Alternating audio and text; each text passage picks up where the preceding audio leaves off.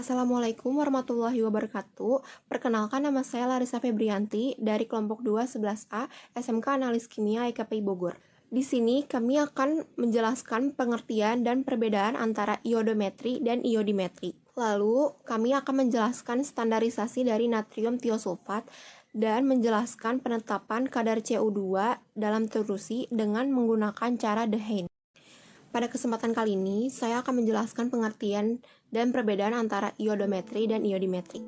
Untuk pengertian iodometri dan iodimetri adalah analisa titrimetri yang tidak langsung bersifat oksidator seperti besi 3 dan tembaga 2. Sedangkan iodimetri merupakan analisis titrimetri yang langsung digunakan untuk zat reduktor atau natrium tiosulfat dengan menggunakan larutan iodin atau dengan penambahan larutan baku berlebihan. Perbedaan iodimetri dan iodometri. Iodimetri dan iodometri menggunakan larutan titran yang sama, yaitu larutan I2. Perbedaannya terletak pada caranya. Apabila iodimetri menggunakan titrasi secara langsung, sementara iodometri menggunakan cara yang tidak langsung, yang mana menggunakan larutan Na2S2O3 atau TIO sebagai larutan titran keduanya. Larutan tiosulfat sebelum digunakan sebagai larutan standar dalam proses iodometri ini harus distandarisasikan terlebih dahulu oleh kalium iodate yang merupakan standar primer.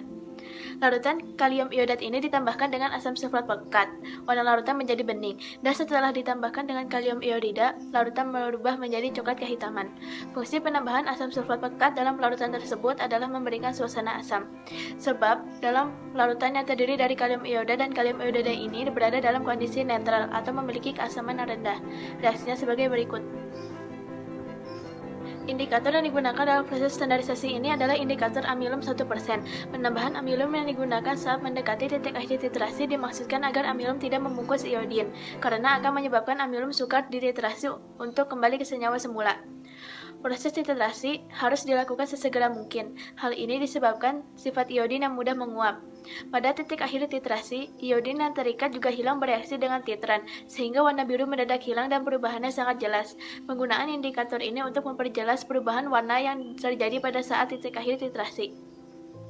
Sensitivitas warnanya tergantung pada pelarut yang digunakan. Kompleks iodium amilum memiliki kelarutan yang kecil dalam air, sehingga umumnya ditambahkan pada titik akhir titrasi. Jika larutan iodium dalam kalium iodida pada suasana netral dititrasi dengan natrium tiosulfat, maka reaksinya sebagai berikut. Dasar teori tembaga 2. Tembaga 2 mengoksidasikan kalium iodida menjadi iod bebas. Reaksi tersebut merupakan reaksi bolak-balik reversibel, tetapi arahnya akan bergeser ke kanan, karena kalium iodida yang dipergunakan dapat larut dan iod yang dibebaskan bereaksi dititr dengan larutan IO. Reaksi Cu2. Iod Cu2SO4 ditambah 4Ki, reaksi bolak-balik 2K2SO4 plus 2Cu iod. 2Cu iod, reaksi bolak-balik Cu2 iod ditambah iod ditambah 2Na2 S2O3, reaksi bolak-balik 2NaI ditambah Na2S4O6. Saya Ulia Zara. Di sini saya akan membacakan alat. Yang pertama ada neraca analitik, Ellen Mayer, labu ukur, pipet volume, pipet tetes, buret, statif dan klem, corong, kertas seka, batang pengaduk, kaca arloji.